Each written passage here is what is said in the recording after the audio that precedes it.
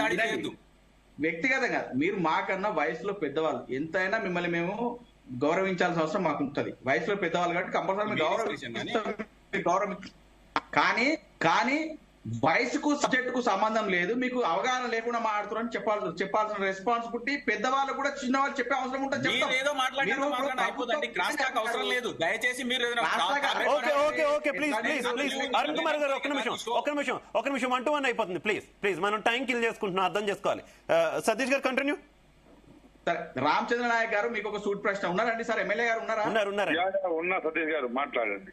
అయ్యా రామచంద్ర నాయక్ గారు, మీరు ఈరోజు మీ రాహుల్ గాంధీ గారే, మీ రేవంత్ రెడ్డి గారే అరే వేరే పార్టీ మీద వచ్చిన రాళ్లతో కొట్టుండ్రా నాయన అని ఏదైతే రాజ్యాంగాన్ని పట్టుకొని చేతిలో పట్టుకొని తిరిగిన రోజులు మనం చూసినాం. అన్న మాటలు మీరు కూడా విన్నారు. ఈ రోజు మీరు ప్రభుత్వంలోకి వచ్చి 2 ఏళ్ళు అవుతుందయ్యా. 2 ఏళ్ల నుంచి మీరు ఏమైనా సాధించిర్రా? మీరు ఈ 2 ఏళ్లలో మీరు ఏమైనా తీసుకొచ్చిన పథకాన్ని అమలు చేసిర్రా? ఏ పథకం కూడా సజావుగా అమలు చేసింది లేదు. మీరు ఇప్పటి వరకు కాంగ్రెస్ ప్రభుత్వంలో 2 ఏళ్ల నుంచి ఒక బ్రాండ్ నేను ఇది క్రియేట్ చేసిన, ఒక బ్రాండ్ నేను ఇందుకు ఉద్యోగ అవకాశాలు ఇచ్చిన, ఒక బ్రాండ్ నేను కొన్ని పరిశ్రమలు తీసుకొచ్చిన, ఒక బ్రాండ్ నేను పెట్టుబడులు తీసుకొచ్చిన అని చెప్పుకోదగ్గ విషయాలు మీరు ఏ రోజు చేయలేదు. మరి ఈ 10 మంది ఎమ్మెల్యేలను తీసుకొని మీరు ఏం ఉద్ధరించడానికి చేసిర్రు? పోనీ మీరంటే గెలిచిర్రు రామచంద్ర నాయక్ గారు కాంగ్రెస్ పార్టీ. ఈ ఎవరైతే పార్టీ మారిన ఎమ్మెల్యేల కన్నా కనీసం ఆ నియోజకవర్గాల్లోనన్నా మీరేమైనా పథకాలు అమలు చేసిర్రా?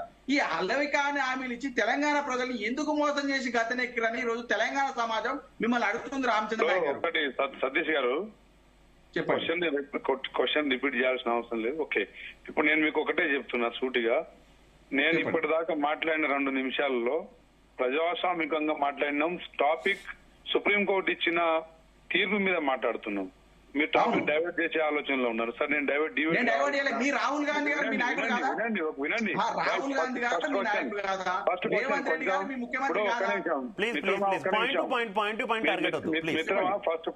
మీరు అడిగిన దానికి నేను చెప్తున్నా, వినండి.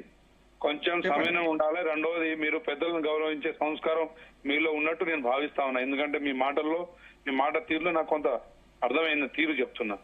దయచేసి మనం ఒక పార్టీలో ఉన్నప్పుడు స్వామి భక్తి, పార్టీ భక్తి ఎవరికైనా ఉంటది. కానీ అది అతిగా మించి ఎవరికి ఉండకూడదు. ఆ రోజు దాసో శ్రవణ్ గారిని చూసినా, వి ప్రకాష్ గారిని చూసినా, తర్వాత చాలా మందిని చూసినా, కర్ణే ప్రభాకర్ గారిని చూసినా, మీ స్వామి గారితోని భక్తి మీద, వాళ్ళు స్వామి మీద భక్తితోని ఏ స్థాయిలో మరి వాళ్ళు నష్టపోయారో కూడా నేను చూసిన. దయచేసి ప్రజాస్వామికంగా ఏ నాయకుడు ఏం చేసినా అనేది ఒక పౌరుడుగా ప్రతి ఒక్క తెలంగాణ సామాజిక వర్గాన్ని అందరికీ తెలుసు. ఆ చర్చను పక్కకు పెడదాం. రాహుల్ గాంధీ గారు కాన్స్టిట్యూషనల్ మరి వాల్యూస్ ని కాపాడడం కోసం దేశంలో ఈరోజు మరి అట్టడుగు వర్గాల కోసం నిలబడ్డ నాయకుడు, అందులో ఎలాంటి సందేహం లేదు. వారు ఈరోజు గాంధీ కుటుంబం ఇప్పటికీ వారి సొంత ఆస్తి లేదు, సొంత ఇల్లు కూడా లేదు ఢిల్లీలో.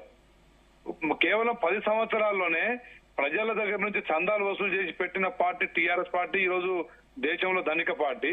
బీజేపీ కేవలం 10 సంవత్సరాలు పరిపాలించిన మోడీ గారి పరిపాలనలో వినండి కేవలం 10 సంవత్సరాలు 2 పార్టీలు ఇవాళ రిచెస్ట్ పార్టీలు ఎట్లయినాయి, వారి ఖాతాలలో దాదాపు 12,000 కోట్లు టీఆర్ఎస్ ఖాతాలు ఎక్కడ వచ్చినాయి. ఇప్పుడు ఒకటి, మీరు ఆ రోజు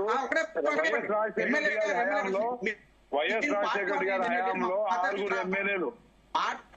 ప్లీజ్ 1-1 వద్దు సతీష్ గారు, ఒక్క నిమిషం. మీరు ఒక క్వశ్చన్ అడిగారు, ఆన్సర్ ఇస్తున్నారు. ఒక్క నిమిషం ప్లీజ్. 1-1 వద్దు, ఎందుకంటే మిగిలిన గెస్ట్లు కూడా ఉన్నారు. నేను అవకాశం ఇవ్వాలి, నేను అందరికీ అవకాశం ఇవ్వాలి. ప్లీజ్ ఇట్లా మీరు ఇద్దరు 1-1 అయితే కరెక్ట్ కాదు. సమాధానం పూర్తి అయిన తర్వాత ఒక్క నిమిషం. మీ సిగ్నల్ కూడా వీక్ ఉంది సతీష్ గారు, సిగ్నల్ కూడా నెట్వర్క్ ఇష్యూ ఉంది. ప్లీజ్ ఒక్క నిమిషం ఆగండి. మీరు చెప్పేది కూడా ఎవరికి అర్థం కావట్లేదు, నెట్వర్క్ ఇష్యూ కూడా ఉంది. ఒక్క నిమిషం ఆగండి ప్లీజ్. ఎమ్మెల్యే గారు కంటిన్యూ. మ్యూట్ లో పెట్టండి మీరు కొంతసేపు. కంటిన్యూ ఎమ్మెల్యే గారు. రామచంద్ర నాయక్ గారు. తప్పకుండా ఈ దేశంలో ప్రజాస్వామ్య విలువలు, రాజ్యాంగం విలువలు కాపాడబడాలంటే ఈ రోజు కాంగ్రెస్ పార్టీతో తప్ప, అసలు రాజ్యాంగ రూపకర్తన చేయించిందే కాంగ్రెస్ పార్టీ, కాంగ్రెస్ ప్రభుత్వాలు.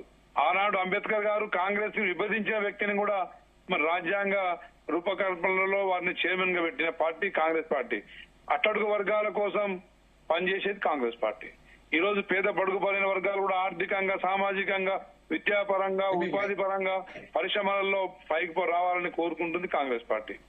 సో 10 సంవత్సరాల్లోనే టీఆర్ఎస్ పార్టీ బీజేపీ పార్టీలు ఈరోజు దేశంలో ధనికమైన పార్టీలు.